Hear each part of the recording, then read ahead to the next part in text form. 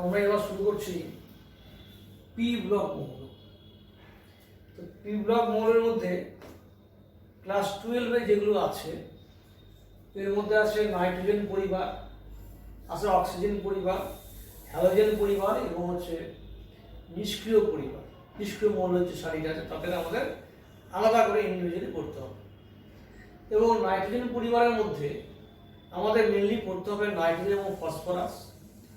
Oxygen পরিবার যেটা আছে অক্সিজেন ও সালফার। হ্যালোজেনের মধ্যে সবটাই পড়তে হবে, তার মধ্যে ফ্লোরিনটা একটু স্ট্রেস দিয়ে পড়তে হবে, তারপরে নিষ্ক্রিয় মৌল। তো এইভাবে এইটুকু হচ্ছে আমাদের ক্লাস 12-এর সিলেবাস। এবার নাইট্রোজেনের পরিবারটা আলাদা করে পড়তে গিয়ে আমরা এর ইলেকট্রনিক কনফিগারেশন থেকে শুরু করে এর ভৌত, তারপরে রাসায়নিক ধর্ম আলোচনা করব। তারপরে নাইট্রোজেনের বিভিন্ন যৌগনে আমরা ডিসকাস করব।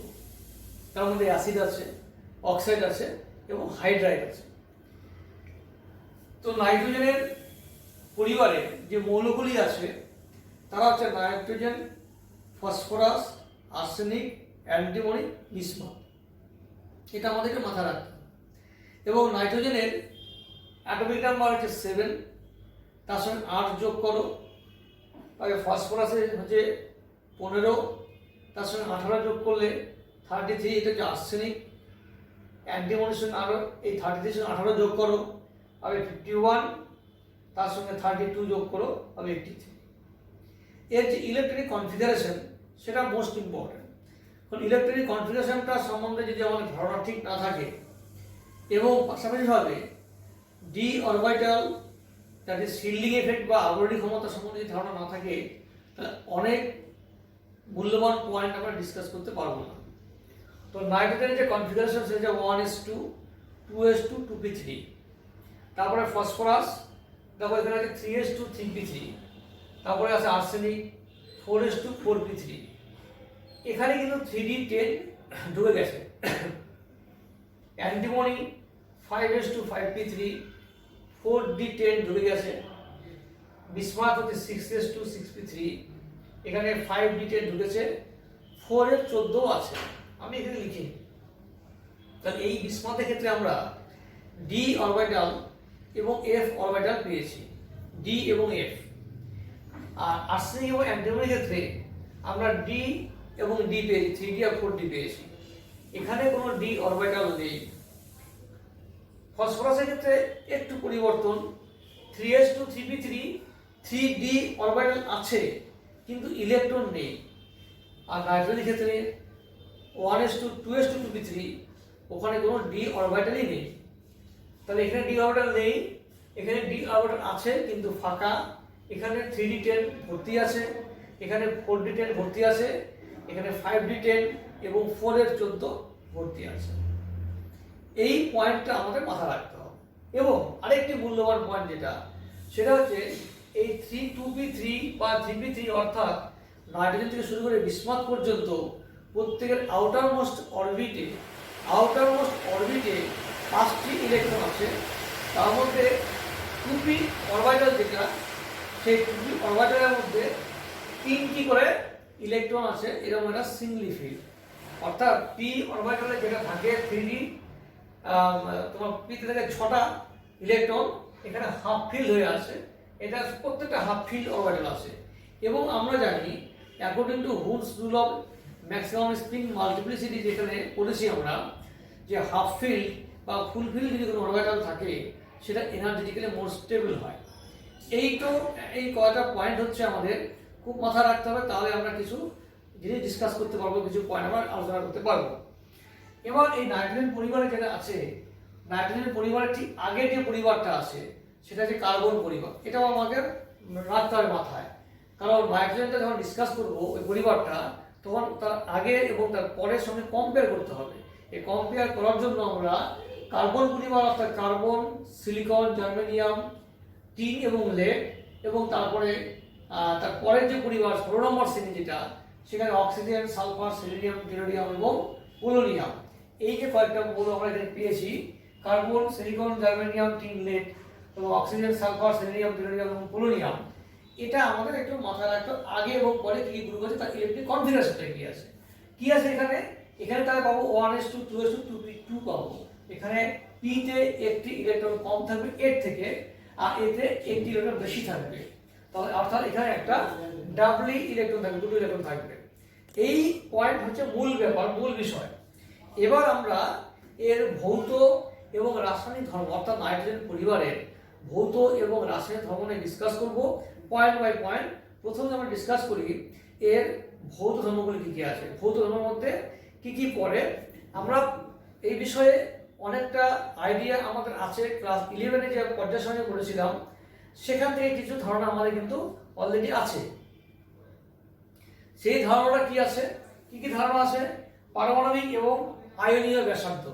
পারমাণবিক এবং আয়নীয় ব্যাসার্ধ যে পয়েন্টটা, সেই পয়েন্টটা কিন্তু আমাদের জানা আছে। আমরা কি জানি যে পর্যায় বরাবর যদি এই দিক থেকে অর্থাৎ বাঁ দিক থেকে আমরা ডান দিকে যাই তাহলে কি হয়, অ্যাটমিক নাম্বার বেড়ে যায়। অ্যাটমিক নাম্বার বাড়ার সাথে সাথে নিউক্লিয়াসের সাথে এর আকর্ষণ বলটা কিন্তু বেড়ে যায়। ফলে এই বাঁ দিক থেকে ডান দিকে যখন আমরা যাব দেখা যাবে তখন আকার এবং আকৃতি ছোট হয়ে যাবে, কারণ আকর্ষণটা বাড়ছে, এটা ছোট হয়ে আসবে। আর যদি ওপর থেকে আমরা নিচে আসি তাহলে এক একটা ঘর পর পর অর্থাৎ নাইট্রোজেন থেকে যখন আমরা ফসফরাসে আসবো তাহলে একটা কক্ষ বেড়ে গেছে, এখান থেকে আর্সেনিক আসবো আর একটি কক্ষ বেড়ে গেছে, অর্থাৎ সাইজটা বেড়ে যাবে। পারমাণবিক ব্যাসার্ধ বা আয়নীয় ব্যাসার্ধ বৃদ্ধি পাবে, কিন্তু বাদিক থেকে ডান দিক গেলে পারমাণবিক বা আয়নীয় ব্যাসার্ধ হ্রাস পাবে। এবার এই যে কার্বন ফ্যামিলি আছে, কার্বন ফ্যামিলির সঙ্গে যদি আমি নাইট্রোজেন ফ্যামিলির তুলনা করি তাহলে দেখা যাবে কার্বন ফ্যামিলি থেকে নাইট্রোজেন ফ্যামিলির আকার এবং আকৃতিটা কি হওয়ার কথা, কম হওয়ার কথা। আবার এর থেকে এখানে যদি তুলনা করি তাহলে এর আরেকটু কম হওয়ার কথা, কারণ এটা ইলেকট্রন সংখ্যা বেড়ে গেছে। কিন্তু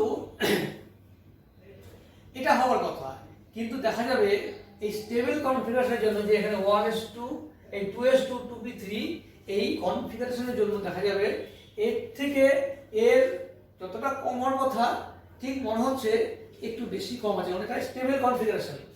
এটা স্টেবল কনফিগারেশনের জন্য এখানে কিন্তু ডিফারেন্সটা, এই যে হ্রাসের যে ডিফারেন্স সেটা একটু কম হবে, যতটা হওয়ার কথা ততটা হবে না। এইটার সাইজটা আকারটা যতটা হওয়ার কথা ছিল তার থেকে একটু বেশি হবে, অর্ধপূর্ণ অবস্থায় থাকার জন্য, স্টেবল কনফিগারেশন থাকার জন্য। আচ্ছা, এবার এখান থেকে যদি আমরা নিচের দিকে আসি তাহলে কি বলবো আমরা, যে নাইট্রোজেন ফসফরাস আর্সেনিক অ্যান্টিমনি এবং বিসমাথ যদি নিচের দিকে আমরা চলে আসি তাহলে দেখা যাবে কিন্তু আকার বা আকৃতি বাড়ছে, কারণ এদের কক্ষ সংখ্যাটা বেড়ে গেছে। ওই এখানে লিখে নাও, এখানে ছিল 2 নম্বর কক্ষ, এখানে 3 নম্বর 4 নম্বর 5 নম্বর কক্ষ বেড়ে গেছে, মানে আস্তে আস্তে ইলেকট্রনটা দূরে সরে যাচ্ছে, আকার এবং আকৃতিটা বৃদ্ধি পাচ্ছে। এইভাবে আকার এবং আকৃতি নিয়ে আমাদের আলোচনা। এর পরের পয়েন্টে আমরা আসবো আয়নি ভবন বিভব। আয়নি ভবন বিভবটা কি? আমরা জানি আয়নি ভবন বিভব হচ্ছে কোনো একটি গ্যাসীয় মৌলের তার সর্ববস্তু কক্ষের আলগাভাবে আবদ্ধ, মানে নিউক্লিয়াসের ক্ষেত্র থেকে আলগাভাবে আবদ্ধ সর্ববস্তু কক্ষে ইলেকট্রনকে বের করে দেওয়ার জন্য যে এনার্জিটার প্রয়োজন হয় সেই এনার্জিকে আমরা বলছি আয়নিক ভবন বিভব। সেটা আবার ভাগ আছে প্রথম, দ্বিতীয়, তৃতীয়। প্রথম আয়নিক ভবন বিভব হচ্ছে যদি একটা ইলেকট্রন বের হয়, দ্বিতীয় যদি হয় দুটো ইলেকট্রন বের হয়, সেভাবে আমরা বলছি প্রথম, দ্বিতীয়, তৃতীয় আয়নিক ভবন বিভব। তো কি হয় যে এইখান থেকে আমরা কি জানি যে কার্বন থেকে যদি আমরা ডান দিকে যাই, অর্থাৎ আমরা পর্যায় বরাবর যদি বাদিক থেকে ডান দিকে যাই তাহলে কি হচ্ছে, আকারটা ছোট হচ্ছে এবং আকর্ষণটা বৃদ্ধি পাচ্ছে। আকর্ষণটা বৃদ্ধি কার সঙ্গে পাচ্ছে, যে বাইরের কক্ষের ইলেকট্রনের সাথে ভিতরের কক্ষের যে নিউক্লিয়াস আছে তার আকর্ষণটা বৃদ্ধি পাচ্ছে। তার ফলে কি হচ্ছে, যদি এখান থেকে একটা ইলেকট্রন বের করতে হয় তাহলে আমাকে কি করতে, এনার্জিটা বেশি দিতে হবে, অর্থাৎ আয়নিক ভবন বিভব বৃদ্ধি হবে। অর্থাৎ বাদিক থেকে যদি আমরা ডান দিকে যাই তাহলে আয়নিক ভবন বিভব বৃদ্ধি পায়। কিন্তু তাহলে নাইট্রোজেন থেকে অক্সিজেন বেশি হওয়ার কথা, কার্বন থেকে নাইট্রোজেন বেশি হওয়ার কথা, কিন্তু দেখা যাচ্ছে যে এক্ষেত্রে তো বেশি হবেই, কার্বন থেকে নাইট্রোজেনের আয়নিক ভবন বিভব বেশি হবে, নাইট্রোজেন থেকে অক্সিজেনে আরো বেশি হবে। কিন্তু দেখা যাচ্ছে অক্সিজেন থেকে নাইট্রোজেনে বা সালফার থেকে ফসফরাসের ক্ষেত্রে এই গ্রুপের ক্ষেত্রে এই যে 15 নম্বর শ্রেণীটা আছে তার ক্ষেত্রে আণবিক ভবন বিভব বেশি কম্পেয়ার টু এর থেকে। এর কিন্তু বেশি হওয়ার কথা, কেন বেশি সেটা হাফ ফিল্ড, এই যে হাফ ফিল্ড অরবিটাল আছে, অর্থাৎ এদের যেহেতু বহিস্থ কক্ষে ইলেকট্রনটা অর্ধপূর্ণ আছে, স্টেবল কনফিগারেশন আছে, স্থিতিশীল আছে, সেখান থেকে ইলেকট্রন বের করতে এনার্জি বেশি লাগবে।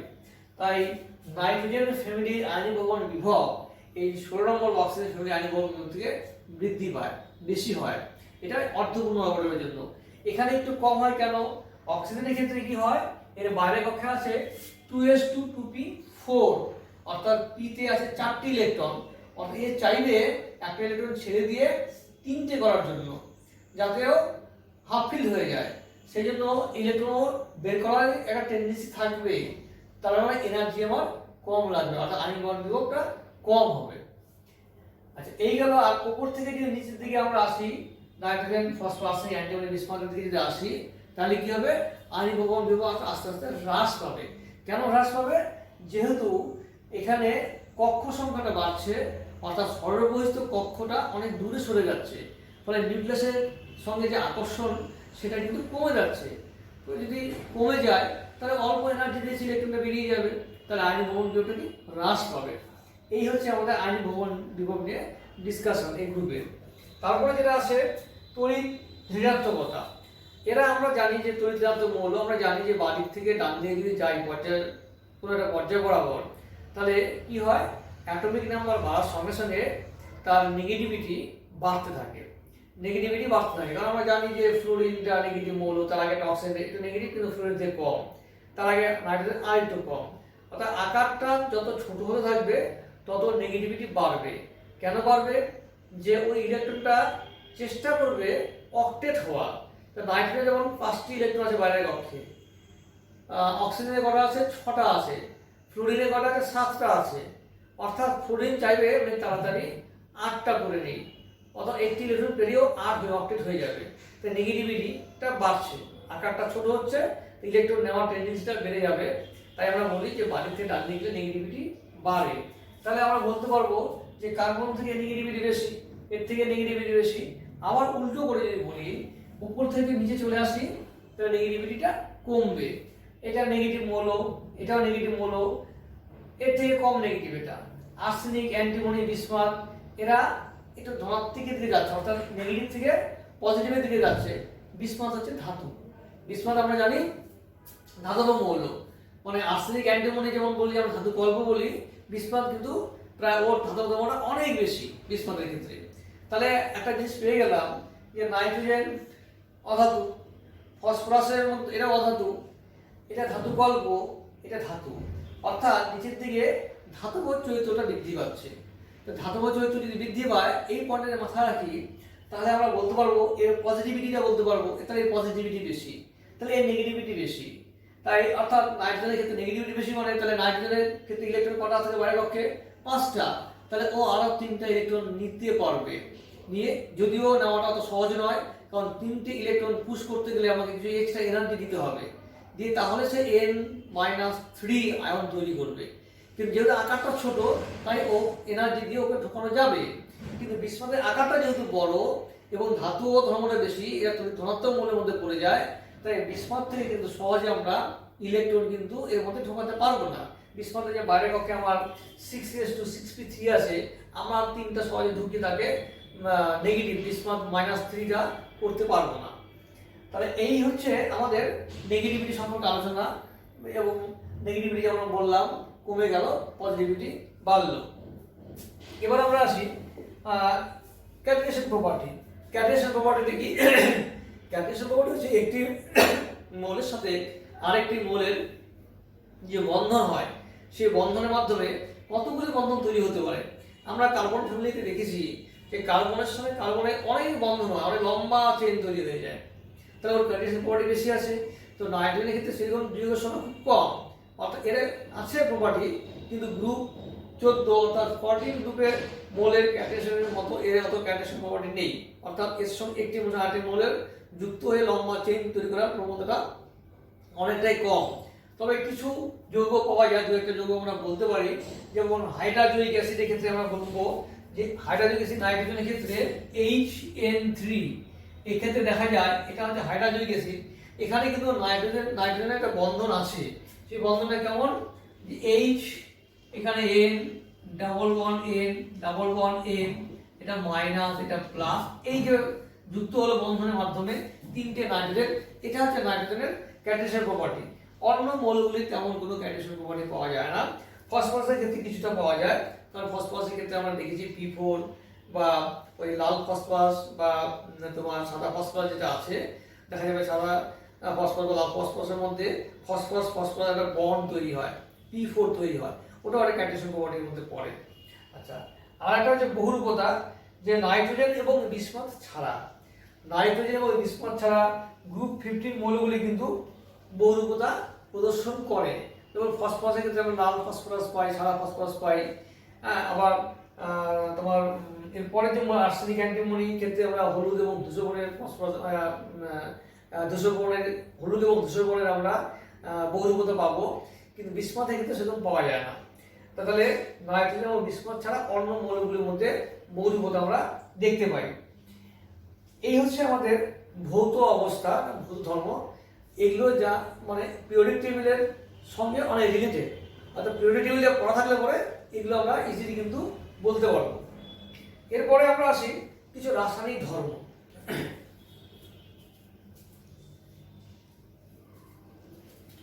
এই রাসায়নিক ধর্মের মধ্যে প্রথম আমরা আসি জারণ অবস্থা।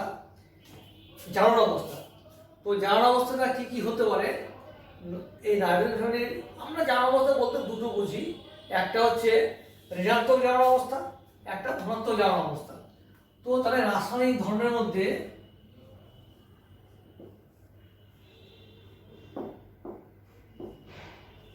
প্রথমে আমরা আসি এর জারণ অবস্থা কি আছে, ঋণাত্মক জারণ অবস্থা। ঋণাত্মক জারণ অবস্থা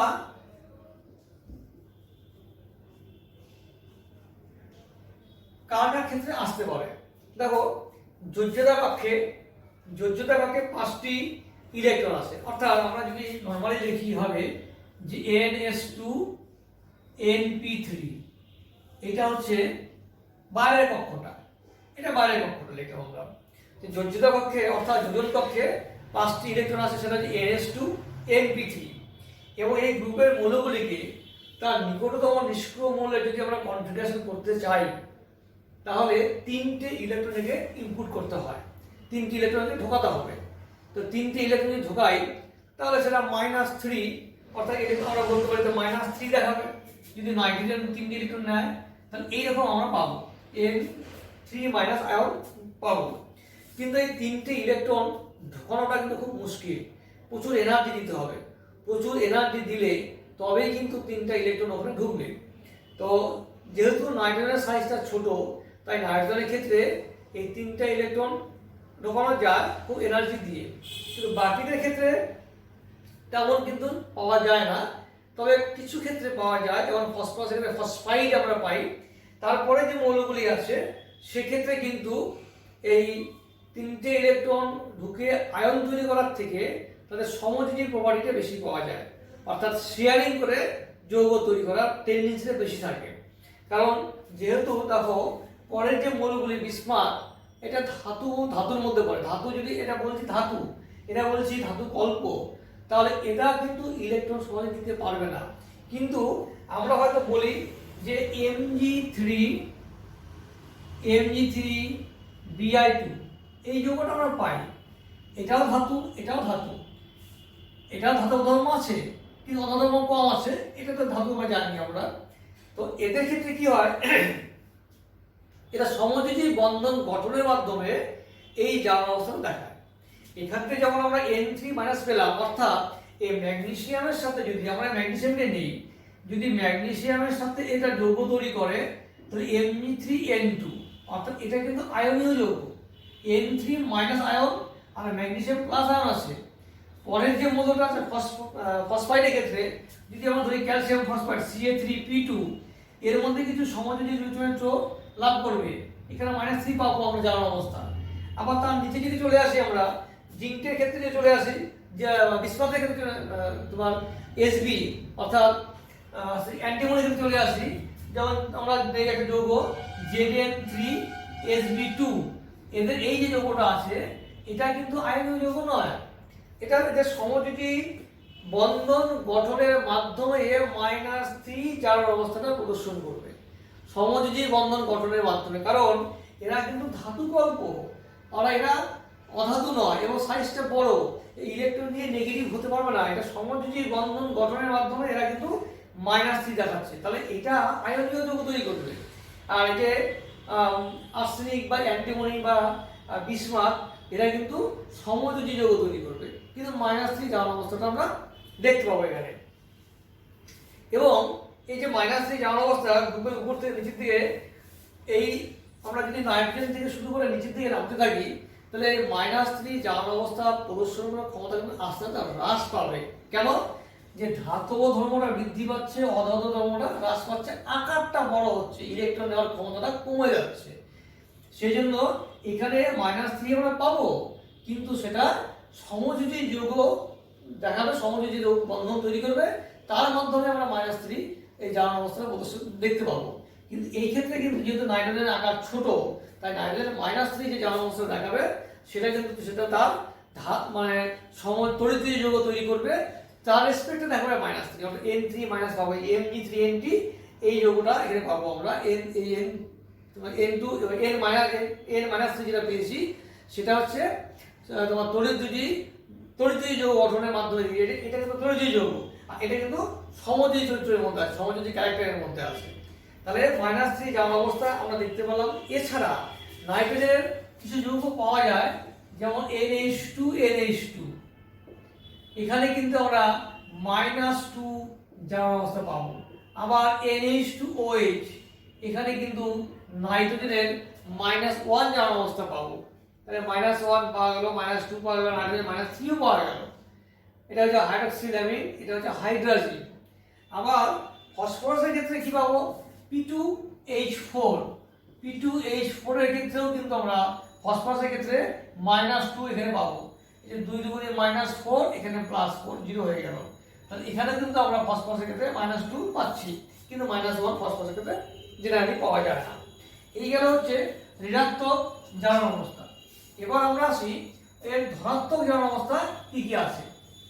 ধনাত্মক জারণ অবস্থা বলতে, ধরো নাইট্রোজেনের ক্ষেত্রে আমরা যদি ডিসকাস করি, তা নাইট্রোজেনের ক্ষেত্রে কি কি যৌগ আমরা পাই, যে অ্যাকচুয়ালি +3 এবং +5। জেনারেলি কি হয় দেখো, এখানে যদি ধাতব ধর্মটা আমি একে প্রদর্শন দেখাই, বিসমাথের ক্ষেত্রে যদি বলি, তাহলে 3টা ইলেকট্রন বেরিয়ে যায় এখান থেকে, যেহেতু ধাতব ধর্ম আছে বিসমাথের ক্ষেত্রে, তাহলে 3টে ইলেকট্রন যে বেরিয়ে যায়, বিসমাথের মাথায় কি লিখবো? +3 লিখবো। তাহলে +3 জারণ অবস্থা প্রদর্শন করতে পারে। প্লাস আর কি হতে পারে, যদি 5টা ইলেকট্রন বেরিয়ে যায় তাহলে +5 দেখতে পারি আমরা, +5 জারণ অবস্থা পেতে পারি। এটা হলো তড়িৎদ্বৈধী যৌগ যদি তৈরি করে। এবার সমযোজী বন্ধন যদি তৈরি করে, আমি নাইট্রোজেনের ক্ষেত্রে আসি, নাইট্রোজেন NCl3 তৈরি করে, কিন্তু NCl5 তৈরি করে না, সেটা পরে আসে কেন করে না। এখানে কি হচ্ছে, এই যে NCl3 তৈরি করলো, এখানে ক্লোরিন যদি মাইনাস হয় তাহলে এটা -3, তাহলে এটা +3 হয়ে যাবে। ক্লোরিন 3টা ক্লোরিন 3 এবং 3টে মাইনাস, এটা +3 হচ্ছে। কিন্তু এখানে কিন্তু এটা কিন্তু সমযোজী যৌগ, এটা সমযোজী যৌগ, এটাও সমযোজী যৌগ, এখানে কিন্তু -5 টোটাল, এটা +5, এটা আমরা দেখতে পাবো না। কেন পাবো না? যেহেতু এর মধ্যে নাইট্রোজেনের মধ্যে কোনো ভ্যাকেন্ট ডি অরবিটাল নেই, অর্থাৎ এই ইলেকট্রন, এখানকার ইলেকট্রনটা প্রমোশনের কোনো ব্যাপার নেই, 3টি মাত্র ইলেকট্রন আছে, সিঙ্গেল ইলেকট্রন। তাহলে যেহেতু ইলেকট্রনের প্রমোশনের কোনো এখানে ব্যাপার নেই, ইলেকট্রন প্রমোশন হবে না, তাই NCl5 আমরা পাবো না। কিন্তু ফসফরাসের ক্ষেত্রে কি পাবো? ফসফরাসের ক্ষেত্রে PCl3 ও পাবো, আবার PCl5 ও পাবো। কেন পাবো?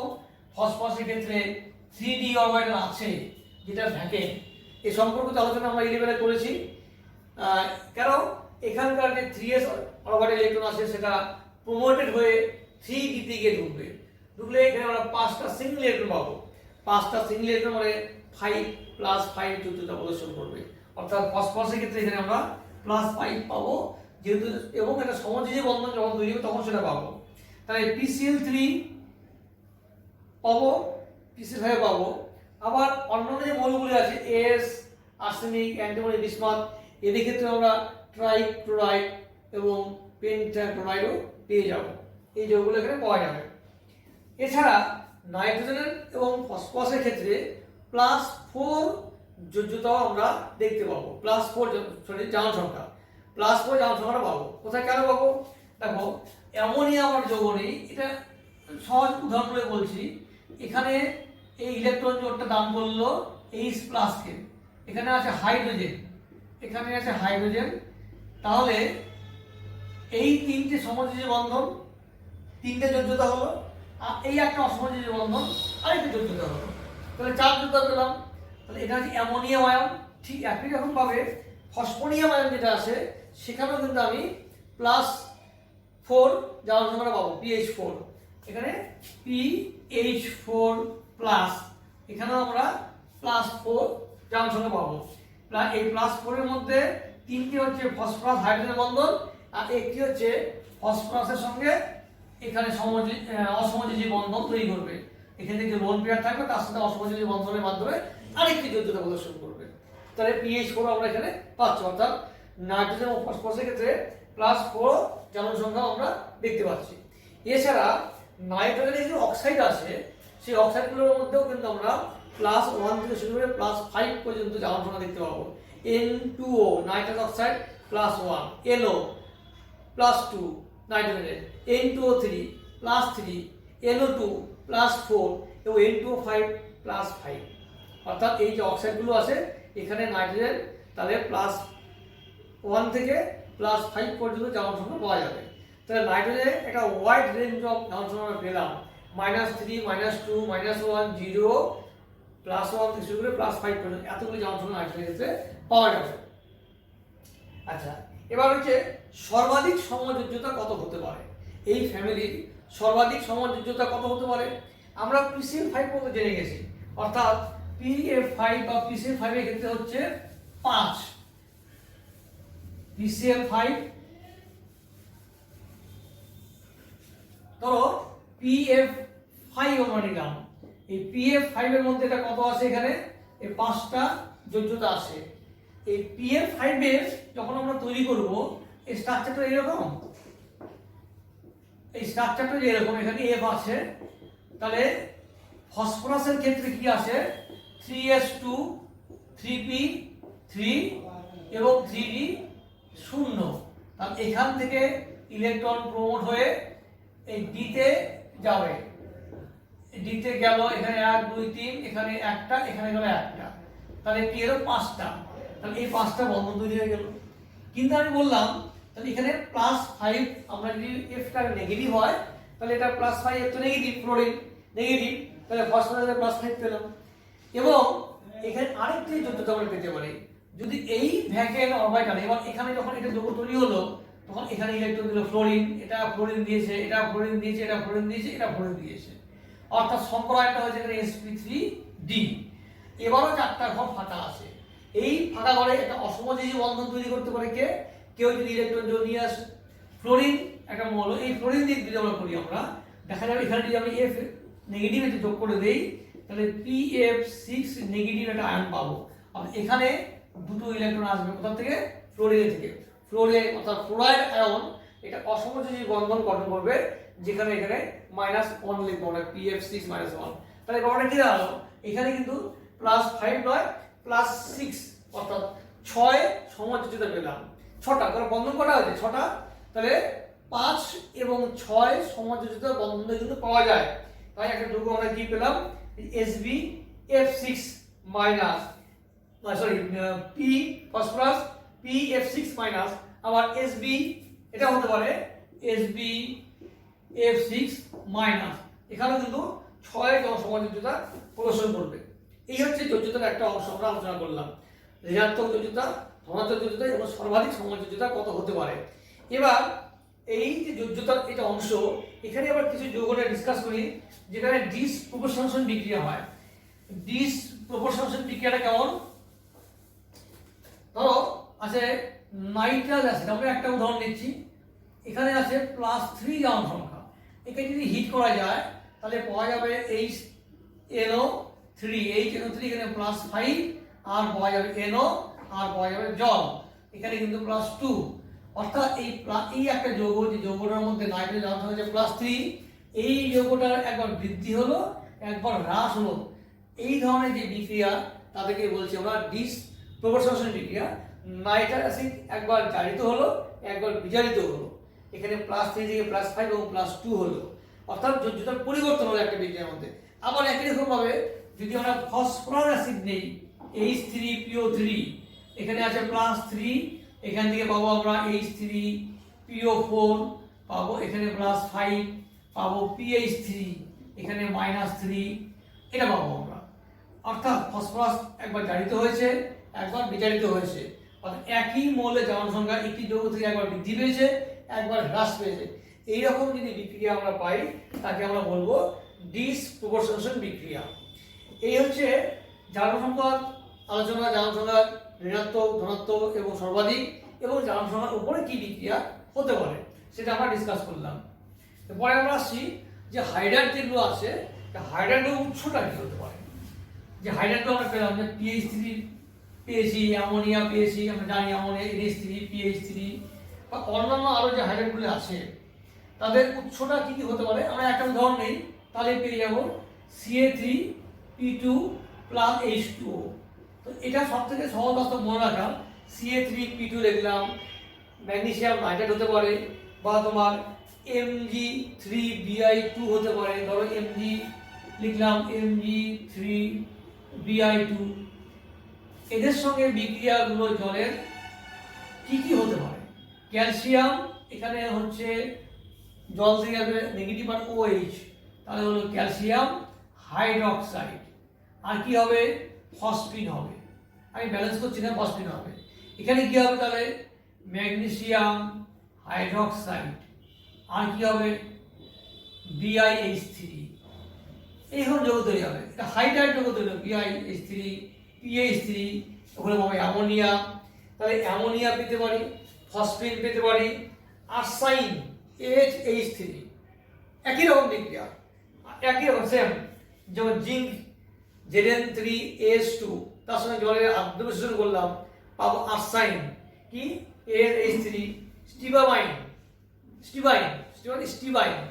SbH3, আর যে বিসমুথাইন BiH3। এই হাইড্রাইডের উৎস হচ্ছে যে এর ক্যালসিয়াম ফসফাইড, ম্যাগনেসিয়াম নাইট্রাইট, অর্থাৎ আইড যৌগের সঙ্গে যদি জলের আদ্র বিশ্লেষণ করি আমরা, তাহলে এরকমভাবে আমরা অ্যামোনিয়া, ফসফিন, আর্সাইন, স্টিবাইন, বিসমুথাইন, এই হাইড্রাইডগুলো আমরা পাবো। এটা হচ্ছে হাইড্রাইডের প্রস্তুতি আমরা আলোচনা করলাম। এরপরে আমরা আসবো এই হাইড্রাইডগুলোর আকৃতি, তাদের বর্ণ অ্যাঙ্গেল, এগুলো নিয়ে। এবার আমরা ডিসকাস করছি হাইড্রাইড সমূহের গঠন আকৃতি। আমরা যে অ্যামোনিয়া, ফসফিন, স্টিবাইন, বিসমুথাইন যে হাইড্রাইডগুলো আমি আলোচনা করলাম, যাদের প্রস্তুতি নিয়ে আমরা আলোচনা করলাম, এবার আমরা আলোচনা করব তার গঠন আকৃতি কেমন। তো আমরা আগে অ্যামোনিয়াটা নিই।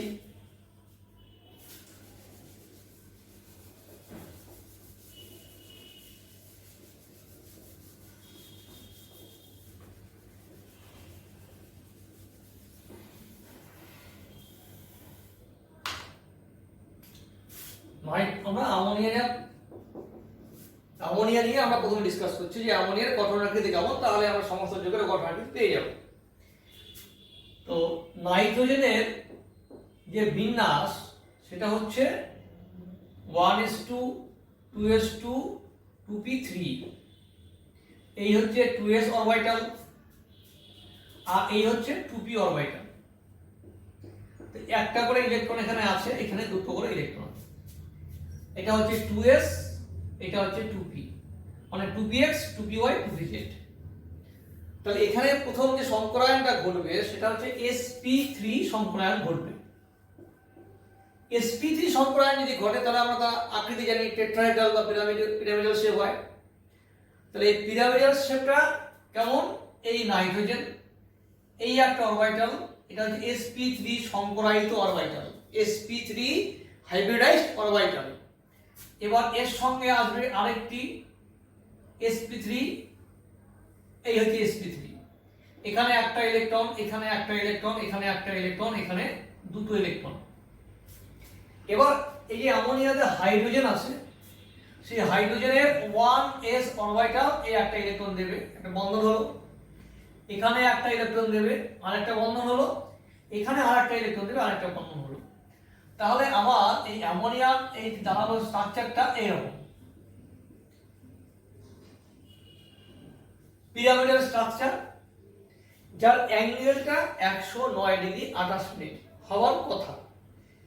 কম হবে না বেশি হবে সেটা পরে আসছে, কিন্তু যেহেতু sp3 সংকরায়ন হয়েছে, সেন্ট্রাল এলিমেন্ট যেটা নাইট্রোজেন হচ্ছে সেন্ট্রাল এলিমেন্ট, তার সংকরায়নটা যদি sp3 হয়েছে, তাহলে এই অ্যাঙ্গেলটা 109 ডিগ্রি 28 মিনিট হওয়ার কথা, এবং এটার গঠনটা হবে পিরামিডীয় টেট্রাহেড্রাল গঠন হবে। তাহলে বাকি সমস্ত যেগুলো আছে, ফসফিন, আর্সাইন, স্টিবাইন, বিসমুথাইন, এদের সবারই গঠন একই রকম হবে, কিন্তু অ্যাঙ্গেলের তফাৎ হতে পারে, সেটা আমরা আসছি, সেটা পরে আমরা আসছি কি অ্যাঙ্গেলের তফাৎ হতে পারে, কিন্তু মূল গঠন হচ্ছে এটা। এবার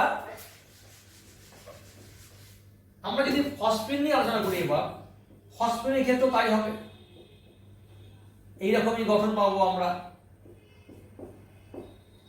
তাহলে সেন্ট্রাল এলিমেন্টটা হবে sp3 সংকরায়িত, এবং এখানে এই sp3 একটা অরবিটালের মধ্যে দুটি ইলেকট্রন আছে, আর যারা নিঃসঙ্গ ইলেকট্রন জোড় বর্তমান। V3 তে আমরা কি জানি, যে এটা হচ্ছে লোন পেয়ার, আর এখানে যে দুটো ইলেকট্রন আছে সেটা হচ্ছে বন্ড পেয়ার।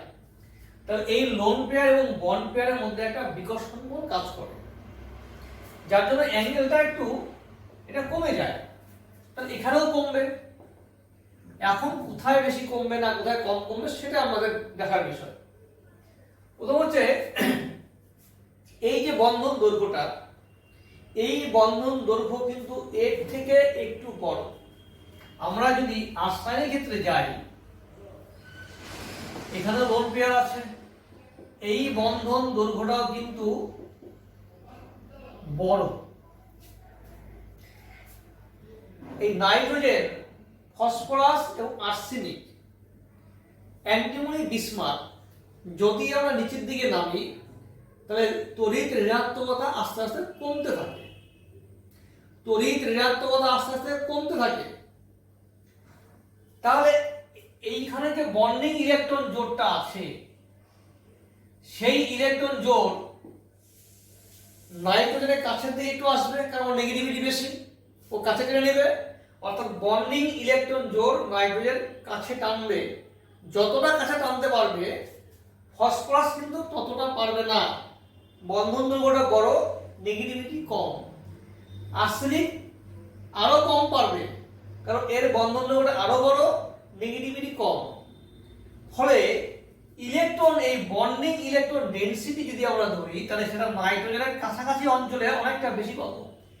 এই বন্ডিং ইলেকট্রন জোড়ের জন্য নাইট্রোজেনের যে ইলেকট্রন ঘনত্ব, সেটা কিন্তু এইখানে বেশি পাবো, নাইট্রোজেনের কাছে বেশি পাবো। যেহেতু ইলেকট্রন জোড়টা নাইট্রোজেনের দিকে টানছে বেশি, নাইট্রোজেন নেগেটিভ হওয়ার জন্য যে দিকে টানছে, যত আমরা নিচের দিকে যাব, যদি বিসমাথের ক্ষেত্রে যাই, যদি আমরা বিসমাথের ক্ষেত্রে যাই, এখানেও একই সে হবে, কিন্তু এই ইলেকট্রন জোড় কিন্তু ইলেকট্রনের বিসমাথের কাছাকাছি থাকবে না, একটু এর থেকে দূরে থাকবে। ফলে এই লোন পেয়ার, এই বন্ডিং ইলেকট্রন জোড় আর এই বন্ডিং ইলেকট্রন জোড়ের মধ্যে কি হবে, একটা বিকর্ষণ কাজ করবে। তাহলে এই বন্ড পেয়ার এবং বন্ড পেয়ারের মধ্যে বিকর্ষণটা কোথায় বেশি? অ্যামোনিয়াতে বেশি। তার থেকে কম কোথায়? ফসফিনে কম, তারপরে আর্সাইনে কম, তারপরে স্টিবাইনে কম, তারপরে বিসমুথাইনে কম। অর্থাৎ যদি আমরা নিচের দিকে নামি, নাইট্রোজেন থেকে বিসমুথাইনে নামি, তাহলে এই বন্ডিং ইলেকট্রন জোড় এবং এই বন্ডিং ইলেকট্রন জোড়ের মধ্যে বিকর্ষণটা কোথায় বেশি? এখানে বেশি। ফলে এই অ্যাঙ্গেলটা একটু বড় হবে। যেহেতু এই দিকের ক্ষেত্রে আমার বিসমুথাইনের ক্ষেত্রে অ্যাঙ্গেল, যেহেতু এই ঘনত্বটা কম, ইলেকট্রন ঘনত্ব, এই বন্ডিং ইলেকট্রন ঘনত্ব এখানে কম, তা এদের মধ্যে বিকর্ষণটা কম। ফলে বন্ধন কোণটা ছোট হয়ে যাবে। এর সঙ্গে আরেকটি ব্যাখ্যা আছে, সেই ব্যাখ্যাটা হচ্ছে এইখানে যে ইলেকট্রন জোড়টা আছে এটা হচ্ছে লোন পেয়ার, এটা লোন পেয়ার, এটা বন্ড পেয়ার, এবং এইটা প্রত্যেকটা শেপ কিন্তু sp3, তাহলে এটা কিন্তু বড়। এখানে যেটা তৈরি হয়েছে এই যে sp3 যে অরবিটালটা এখানে আছে সংকরাইট অরবিটাল, সেটা তৈরি হয়েছে 2s2p দিয়ে, এটা তৈরি হয়েছে 3s3p দিয়ে, এটা 4s4p দিয়ে, এখানে 5s5p দিয়ে, এটা 6s6p দিয়ে, অর্থাৎ আকারটা বড়। ফলে এইদিকে এই পেটটা কিন্তু মোটা, এটা অনেকটা বড়, ফলে বিকর্ষণটা কিন্তু বেশি হবে। ফলে বিকর্ষণটা বেশি হওয়ার জন্য এই লোন পেয়ার বন্ড পেয়ার বিকর্ষণটা কম বেশি হওয়ার জন্য এই অ্যাঙ্গেলটা আরো কমবে। তাহলে এই অ্যাঙ্গেলটা কমছে, তাহলে অ্যাকচুয়ালি কি হলো, প্রথম কথা হচ্ছে কমলো কোথায়, শুরু করলো কোথা থেকে, অ্যামোনিয়াতে কমা শুরু করলো, অ্যামোনিয়াতে অল্প কমলো, কারণ এর মধ্যে একটা বিকর্ষণ বল কাজ করে, এর মধ্যে একটা বিকর্ষণ বল কাজ করে, বলেছিলাম ডেনসিটি যেহেতু এখানে বেশি, আর এদিকে ধাক্কা আসে, ফলে 109 থেকে কমছে 107 এ হচ্ছে। এটা এই ধাক্কাটা একটু বেশি, আর এটা তো ভর তো সরে গেছে, এখানে সরে গেছে, ফলে এর মধ্যে বিকর্ষণটা কমে গেছে, এদের মধ্যে বিকর্ষণটা কমে গেছে, কিন্তু এই ধাক্কাটা বেশি একই আছে এবং বেশি হয়েছে, যেহেতু এটা 3s3p তে হয়েছে, ফলে এই ধাক্কাটা বেশি হওয়ার জন্য এই অ্যাঙ্গেলটা আরো কমে যাবে, এটা প্রায় 94 এর কাছাকাছি চলে আসবে। তারপরে স্টিবাইমে আর্সেনে আরো কমবে, স্টিবাইমে আরো কমবে, বিস্মুথাইনে আরো কমে যাবে। ফলে অ্যামোনিয়া থেকে যদি আমরা বিস্মুথাইনের দিকে চলে আসি, তাহলে দেখা যাবে অ্যাঙ্গেলটা আস্তে আস্তে কমতে থাকে। তাহলে ইলেকট্রন অ্যাঙ্গেলটা কমলো, তার গঠনটা আমরা পেয়ে গেলাম। তাহলে ইলেকট্রন ঘনত্ব কোথায় বেশি আছে, এবার আমরা আসি ইলেকট্রন ঘনত্ব, অর্থাৎ এই যে নাইট্রোজেনের মাথায় একজোড়া ইলেকট্রন আছে, এখানেও একজোড়া ইলেকট্রন আছে, এখানে একজোড়া ইলেকট্রন আছে, প্রত্যেক ক্ষেত্রে আমরা একজোড়া ইলেকট্রন পাবো Sb, এখানেও একজোড়া ইলেকট্রন আছে, এখানে H, এখানে H, এখানে H। এই ইলেকট্রন ঘনত্ব কোথায় বেশি আছে, কোথায় বেশি আছে, নাইট্রোজেনে বেশি আছে। কেন? আকারটা ছোট, এর আকার ছোট হওয়ার জন্য, ইলেকট্রন তো দুটোই, সব জায়গায় দুটো ইলেকট্রন আছে, কিন্তু নাইট্রোজেনের আকার ছোট হওয়ার জন্য এবং তড়িৎক্রিয়াটা বেশি হওয়ার জন্য ইলেকট্রন ডেনসিটি ওখানে বেশি, ফলে ক্ষারকীয়তা বেশি হয়। তাই ক্ষারকীয়তা এতটাই বেশি হয় কম্পেয়ার টু ফসফিন বা আর্সাইন থেকে, এই অ্যামোনিয়া কিন্তু তীব্র অ্যাসিড এবং মৃদু অ্যাসিডের সঙ্গে বিক্রিয়া করে, অ্যামোনিয়া তীব্র অ্যাসিড এবং মৃদু অ্যাসিডের সঙ্গে বিক্রিয়া করে, কিন্তু অ্যামোনিয়ার পরে যে হাইড্রাইডগুলো আছে, ফসফিন বা আর্সাইন বা বিস্মুথাইন বা স্টিবাইন, এরা কিন্তু তীব্র অ্যাসিডের সঙ্গে বিক্রিয়া একমাত্র করবে ফসফিন, মৃদু অ্যাসিডের সঙ্গে এটা বিক্রিয়া করে না, আর বাকি কিন্তু এই তিনটে যৌগ এরা কিন্তু অ্যাসিডের সঙ্গে বিক্রিয়া করে না। কি করে? আমরা যেটা জানি যে অ্যামোনিয়ার সঙ্গে HCl যদি তুমি বিক্রিয়া করাও, আমরা কি পাই? Ammonium chloride. তাহলে এটা কিন্তু ক্ষারকীয়, এটা কি ক্ষার বলা হয়? লুইস ক্ষার। লুইস ক্ষার হচ্ছে এমন একটা যৌগ যে যৌগ তার ইলেকট্রন জোড় দান করার মাধ্যমে ক্ষারকীয়তা ধর্ম প্রদর্শন করে। তাহলে এটা লুইস ক্ষার, এই ইলেকট্রন জোড় আছে বলেই এর ক্ষারক, এবং এই সেলটা তীব্র অ্যাসিড তৈরি করলো সল্ট অ্যামোনিয়াম ক্লোরাইড। আবার অ্যামোনিয়ার সাথে যদি আমরা মৃদু অ্যাসিড বিক্রিয়া করাই, কার্বনিক অ্যাসিড, তাহলে পাবো আমরা অ্যামোনিয়াম কার্বনেট NH4CO3। কিন্তু ফসফিন যদি আমরা নেই PH3, এটা কেবলমাত্র এই সেলের সঙ্গে বিক্রিয়া করে ফসফোনিয়াম ক্লোরাইড তৈরি করবে, এটা মৃদু অ্যাসিডের সঙ্গে বিক্রিয়া করে না। কিন্তু এই আর্সাইন, স্টিবাইন এবং বিস্মুথাইন এরা তীব্র বা মৃদু অ্যাসিড কারোর সঙ্গে বিক্রিয়া করবে না, এদের তেমন ক্ষারকীয় ধর্ম নেই, এদের তেমন ক্ষারকীয় ধর্ম নেই। অর্থাৎ এদের যেহেতু ইলেকট্রন, এই যে ইলেকট্রন ঘনত্বটা এখানে, এই যেহেতু আমার বিস্মুথাইনের মধ্যে বিস্মুথের আকারটা যেহেতু বড়, অনেকটা বড় জায়গায় দুটো ইলেকট্রন আছে, আর এখানে ছোট জায়গায় দুটো ইলেকট্রন আছে, তাহলে এর ঘনত্বটা কম, এর ইলেকট্রন ঘনত্বটা অনেক বেশি, ফলে এর ক্ষারকীয়তাও বেশি। তাহলে এর সঙ্গে আমরা হাইড্রাইডের গঠন এবং তার ক্ষারকীয়তা কিন্তু বুঝতে পারলাম। এবার আমরা আসি তাপীয় স্থায়িত্ব। এই অ্যামোনিয়া, ফসফিন, এই যে হাইড্রাইডগুলো আমরা আলোচনা করলাম, সেই হাইড্রাইডগুলোর তাপীয় স্থায়িত্ব।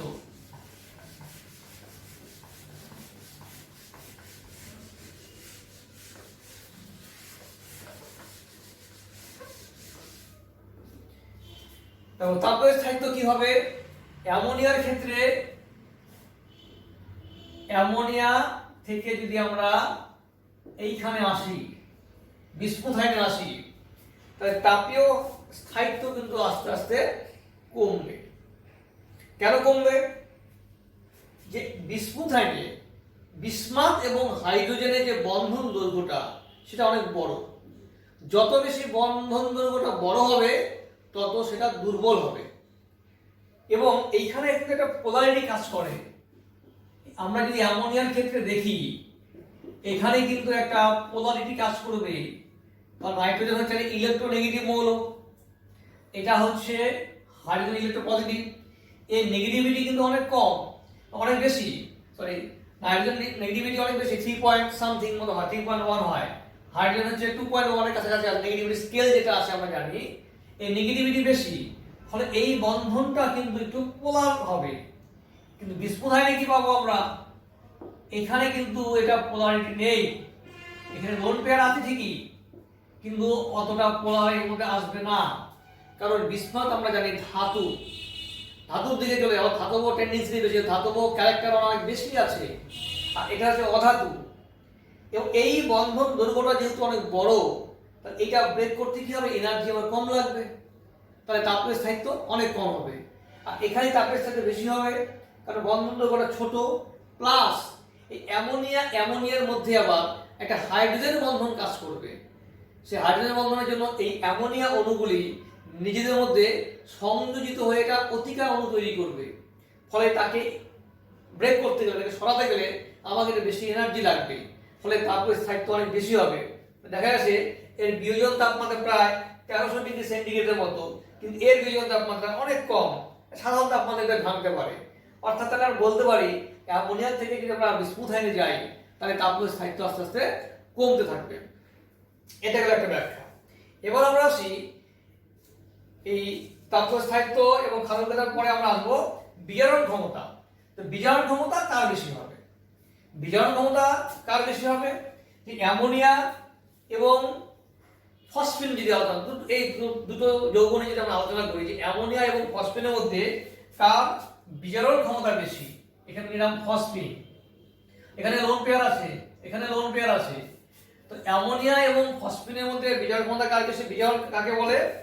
আমরা সাধারণভাবে যেটা জানি যে যে যৌগ হাইড্রোজেন সাপ্লাই করতে পারে, হাইড্রোজেন দিতে পারে, বা হাইড্রোজেনের মতো কোনো তড়িৎ ধনাত্মক মৌল বা মূলক অন্য কোনো যৌগকে দিতে পারে, তাকে বলছি আমরা বিজারক পদার্থ। তাহলে এখানে এই যে অ্যামোনিয়া থেকে আমরা বিস্মুথাইনে আমরা গেলাম, তো এইখান থেকে হাইড্রোজেন কোথায় ইজিলি বের হবে? আমরা একটু আগে দেখলাম যে এখানে যেহেতু বন্ধন দৈর্ঘ্যটা অনেক বড়, তাহলে অতি সহজে এখানে হাইড্রোজেন বের হবে। ফলে এর কিন্তু বিজারণ ক্ষমতা অনেক বেশি হবে, অ্যামোনিয়ার কিন্তু কম হবে। অ্যামোনিয়া অনেক কম, এর কিন্তু আবার এর থেকে একটু বেশি, কারণ এর বন্ধন দৈর্ঘ্য একটু বেশি। অর্থাৎ তাহলে আমরা এভাবে আলোচনা করতে পারি যে অ্যামোনিয়া থেকে যদি আমরা বিস্মুথাইনের দিকে যাই, এই হাইড্রাইডগুলোকে আলোচনা করি, তাহলে দেখা যাবে যত নিচের দিকে হাইড্রাইড পেতে নামবো আমরা, তত এর বিজারণ ক্ষমতা আস্তে আস্তে বৃদ্ধি পাবে। অর্থাৎ বিস্মুথাইনের সব থেকে বেশি, তারপরে স্টিবাইন, তারপরে হচ্ছে আর্সাইন, তারপরে ফসফিন, তারপরে অ্যামোনিয়া। অ্যামোনিয়ার বিজারণ ক্ষমতা অনেক কম। এটা গেল একটা পয়েন্ট। এবার আমরা আসি স্ফুটনাঙ্ক। এটা একটা খুব ইম্পর্টেন্ট পয়েন্ট। স্ফুটনাঙ্কের ক্ষেত্রে একটু প্রবলেম আছে। কিরকম প্রবলেম?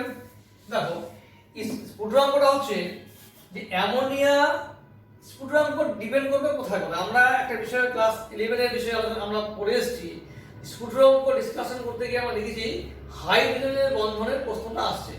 তো আমরা এখনই বললাম যেহেতু অ্যামোনিয়ার মধ্যে লোন পেয়ার আছে, তাই এর মধ্যে কিন্তু একটা হাইড্রোজেন বন্ধন কাজ করবে। এইভাবে একটা হাইড্রোজেন বন্ধন আমরা কাজ করবে।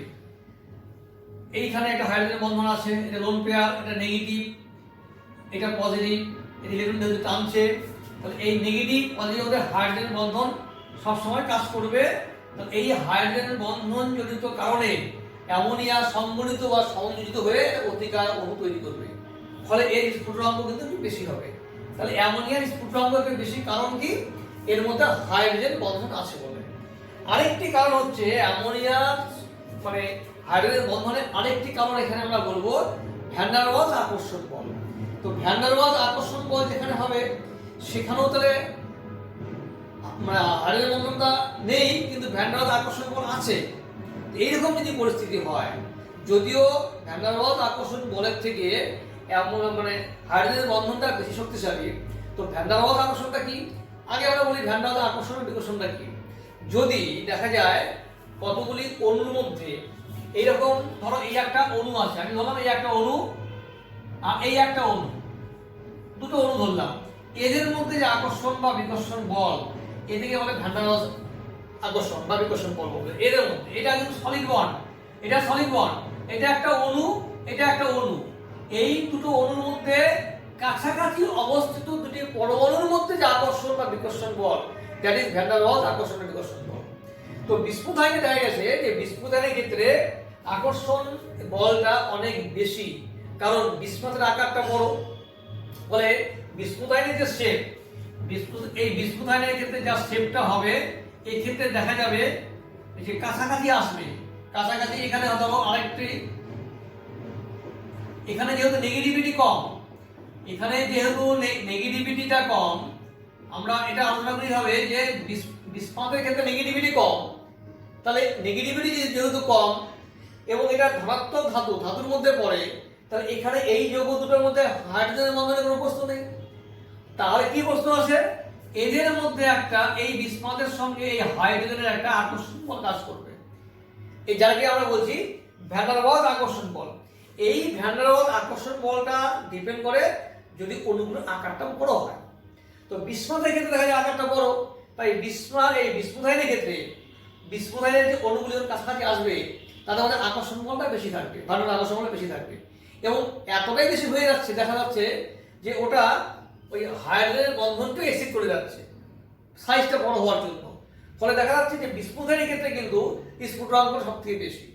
তারপরে আসছে স্টিবাইন, তারপরে স্টিবাইন, এবং তারপরে কিন্তু আসছে অ্যামোনিয়া।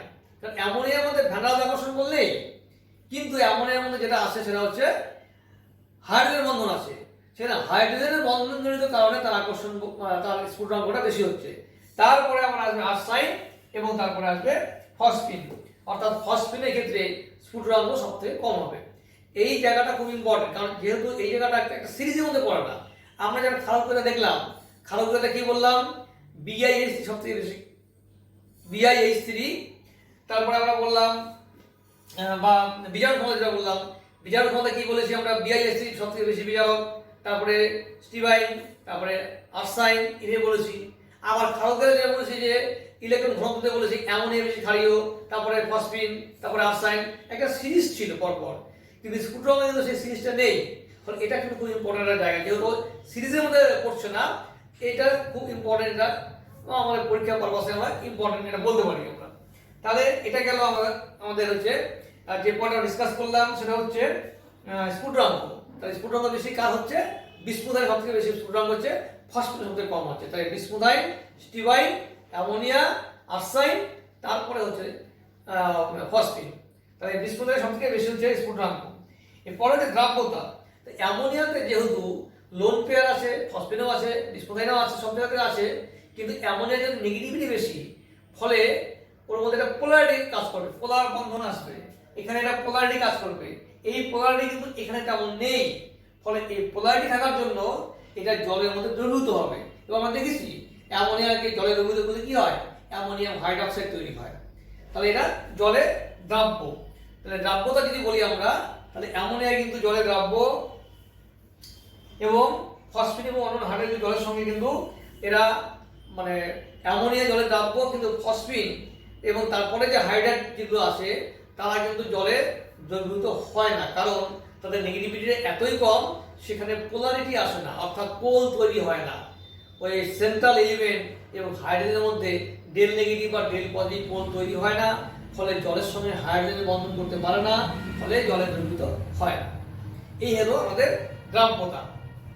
এর পরের ভিডিওতে আমরা ডিসকাস করব এই অক্সাইডের নাম এবং অক্সাইডের আকৃতি, তাদের আম্লিকতা, এগুলো ডিসকাস করব।